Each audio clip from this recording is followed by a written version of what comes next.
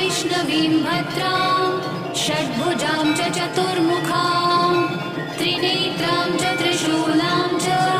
पद्मचक्रगदाधरां पीताम्बरधरां देवीं नानालङ्कारभूषितां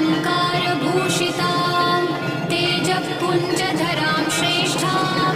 ध्यायेत् बालकुमारिकाम् ओङ्कारलक्ष्मीरूपेण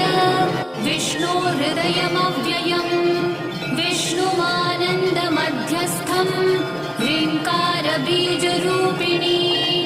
ॐ क्लीं अमृतानन्दभद्रे सत्य आनन्ददायिनी ॐ श्रीं दैत्यभक्षरदां शक्तिमालिनि शत्रुमर्दिनी तेजःप्रकाशिनी देवी